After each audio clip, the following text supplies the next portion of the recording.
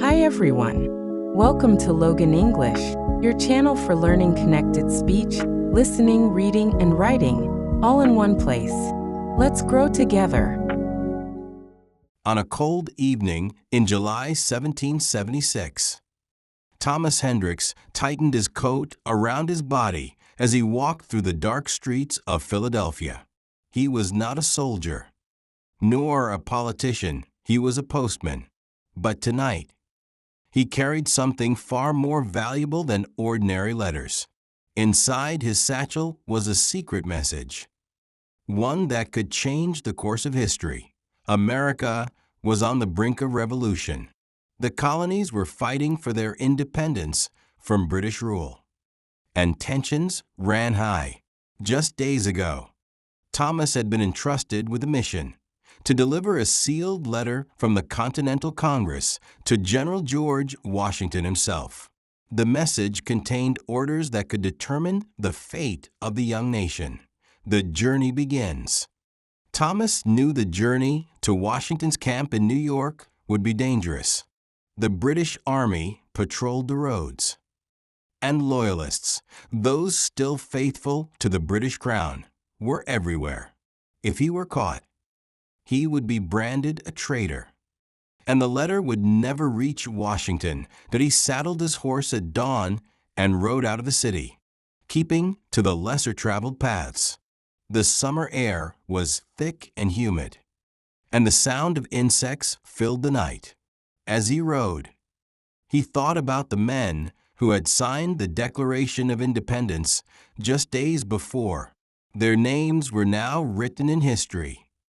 But if the war was lost, those same names would be written on death warrants. Suddenly, a sound broke his thoughts.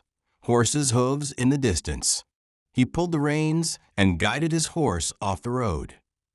Hiding behind a thick patch of trees, a group of red-coated British soldiers passed by, their muskets resting at their sides. "We must stop these rebel messages," one of them said. "Any man caught carrying suspicious letters will be arrested immediately." Thomas held his breath as the soldiers moved on.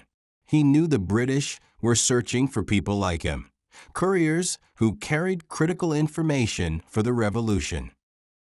By the second night, Thomas had made it to a small tavern just outside Trenton. He stepped inside, exhausted and covered in dust. He ordered a meal and sat in a quiet corner. But as he ate, he noticed a man watching him from across the room. The man, dressed in plain clothes, stood and approached. "Evening, friend," he said. "You're traveling alone?" Thomas hesitated. He knew spies were everywhere. "Just heading north," he replied casually. But before he could react, two British soldiers appeared at his side. "You're under arrest," one of them barked. Thomas's heart pounded. Had someone informed on him? Was the letter still hidden? The soldiers grabbed him and pulled him outside, taking him to a nearby British encampment. Inside the camp, Thomas was searched, but they found nothing. The letter was sewn into the lining of his coat, hidden from sight. A British officer, tall and stern, examined him closely. "Where are you headed?" the officer demanded. Thomas knew that lying could get him killed. "To visit my sick mother in New Jersey," he answered. The officer narrowed his eyes, but seemed to believe him. "Very well," he said. "You'll stay here tonight. We'll check your story in the morning." That night, Thomas lay on a pile of hay inside a guarded tent. He knew if they searched him again, they might find the letter.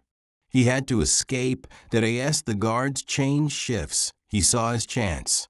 Using a small pocket knife, he carefully cut a hole in the tent's fabric. He moved slowly, listening for footsteps.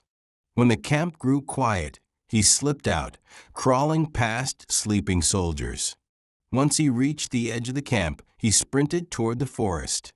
Gunshots rang out behind him. Someone had seen him. But Thomas ran faster than he ever had before. diving into the darkness of the trees. For 2 more days, he traveled on foot, avoiding main roads and moving only at night. Finally, as the sun rose on the 3rd day, he reached General Washington's camp. Weary but determined, he approached the guards. "I have a message for the general," he said, his voice hoarse from exhaustion. Minutes later, he stood before Washington himself. The tall, commanding leader took the letter, broke the seal, and read its contents. His expression grew serious. Then he looked up at Thomas. "You have done your country a great service," Washington said. Thomas felt relief wash over him.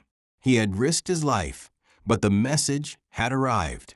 The war was far from over, but tonight he had played his part in the fight for freedom. Sometimes, history is shaped not just by soldiers and generals, but by ordinary people who choose courage over fear.